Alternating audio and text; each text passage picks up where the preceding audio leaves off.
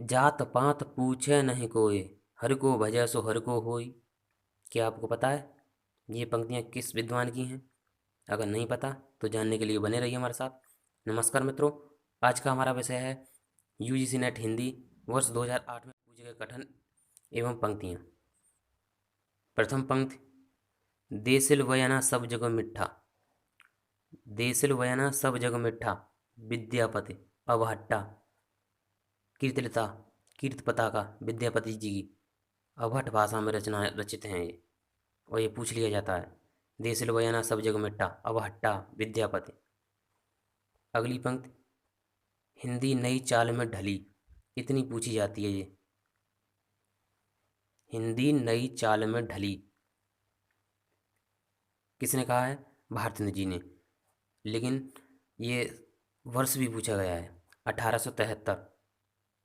हिंदी नई चाल में ढली 1873 में, किसने कहा है? भारतेंद्र जी ने। अगली पंक्ति, सर्वव्यापी एक कुम्हारा जाकी महिमा आर न पारा। याद कैसे रखेंगे इसे, वो सीख लें। सर्वव्यापी एक कुम्हारा जाकी महिमा आर न पारा। एक कुम्हार है जो कि बहुत मलूक है, सुंदर है। अब वो मलूक है, सुंदर है, तो उसकी ख्याति सर्वव्यापी पूरे भूलोक में फैली हुई है। इस तरह से याद रखेंगे, सर्वव्यापी एक कुम्हारा जाकी महिमा आर ना पारा। बहुत मलूक है, मलूक से मलूक दास। अगली पंक्ति, भाषा प्रवीण सुछंद सदारा है, शोधन जी के कवित्व बखान है। भाषा प्रवीण सुछंद सदारा है, शोधन जी के कवित्व बखान है। ब्रजरत्न दास पंक्ति के रचनाकार हैं, ब्रजरत्न दास। याद कैसे रखेंगे? भाषा प्रवीण अर्थात ब्रज भाषा, भाषा प्रवीण सुछंद सदारा है। भाषा प्रवीण, भाषा ब्रज, भाषा ब्रज, इस तरह से याद रखेंगे, कभी नहीं भूलेंगे, भाषा ब्रज। अगली पंक्ति, अपने यहाँ संसद ऐसी घानी है जिसमें आधा तेल आधा पानी है। बहुत अच्छी पंक्ति है। अपने यहाँ संसद ऐसी घानी है जिसमें आधा तेल आधा पानी है। ये पंक्ति है धूमिल जी की, और ये पूछी जाती है बहुत। अगली पंक्ति, आधुनिक काल में गद्य का आविर्भाव सबसे प्रधान घटना है। किसका कथन है? आधुनिक काल में गद्य का आविर्भाव सबसे प्रधान घटना है, आचार्य रामचंद्र शुक्ल जी।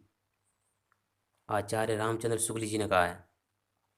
और अब आपको प्रारंभ में बताई गई पंक्तियों का उत्तर मिलेगा, तो चलिए देख लेते हैं। जात पात पूछे नहीं कोई, हरि को भजै सो हरि को होई। परम आनंद मिलता है, अर्थात रामानंद।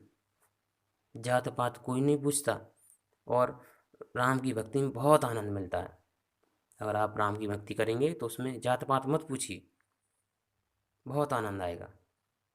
अगली पंक्ति,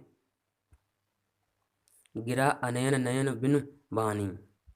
पंक्ति के रचनाकार हैं गिरा अनयन नयन बिनु वाणी, तुलसीदास। अगली पंक्ति, प्रेम प्रेम ते होए प्रेम ते पारह पाइए। पंक्ति नमी है, प्रेम प्रेम ते होए प्रेम ते पारही पाइए, सूरदास। पंक्ति के रचनाकार हैं सूरदास।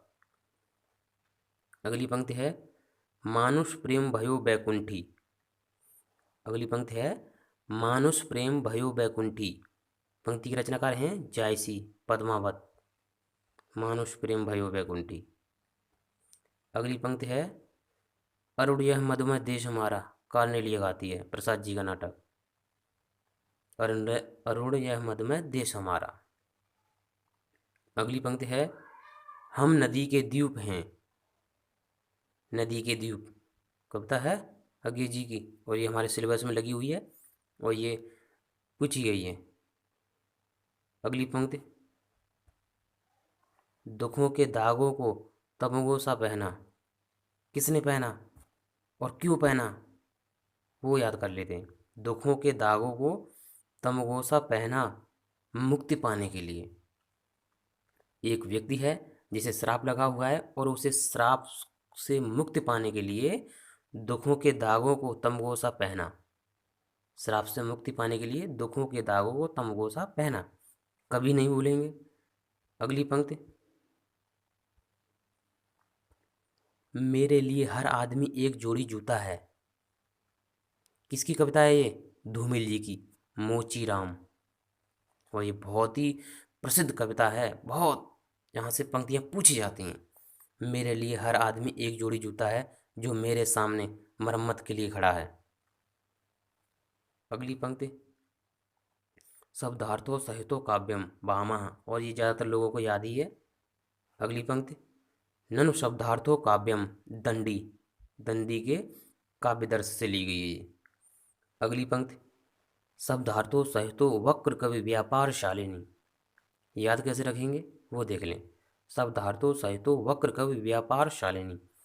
शालिनी है जिसका एक कुत्ता बीमार है और उसको बेचने के लिए, अर्थात उसका व्यापार करने के लिए वो बाजार में आई हुई है।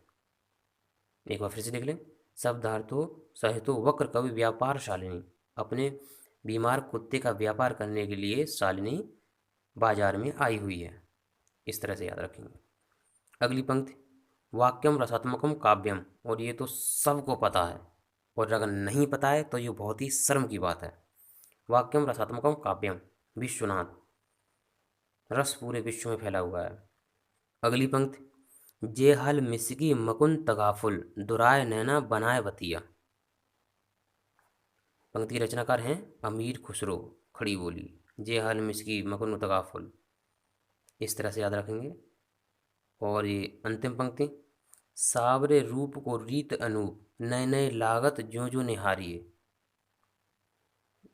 सावरे रूप को रीत अनूप नए नए लागत ज्यों ज्यों निहारिए। पंक्ति के रचनाकार हैं घनानंद। सावरे रूप की रीत अनूप, घनानंद।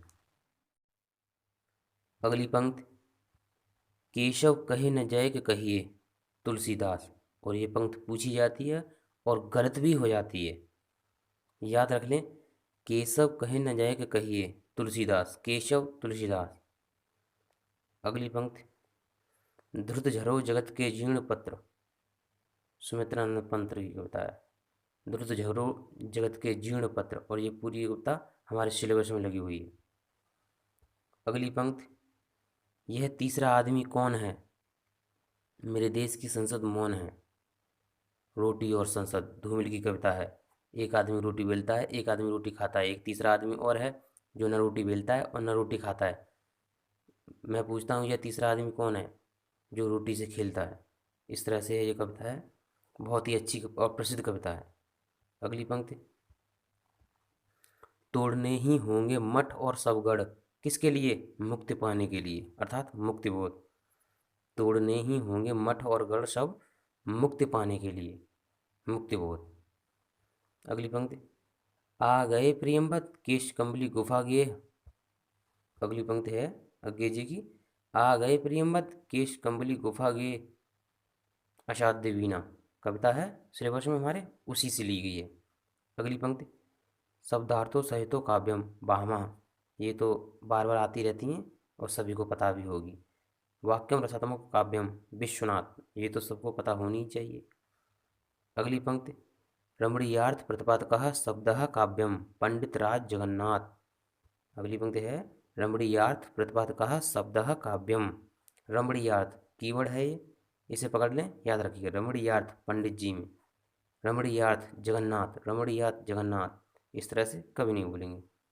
और अंतिम पंक्ति है तददोषो शब्दार्थो सगुना वनलंकृति पुनः क्वापि मम्मट। पुनः क्वापि मम्मट, पुनः मामा आ गए, पुनः मामा आ गए, मम्मट मामा मम्मट। तो इस तरह से हमने वर्ष 2008 में पूछे गए कथन एवं पंक्तियों को देखा, और इसी तरह से वर्ष 2020 तक पूछे गए कथन और पंक्तियों को देखेंगे। अगर आपको ये वीडियो अच्छी लगी है तो वीडियो को लाइक कीजिए। धन्यवाद।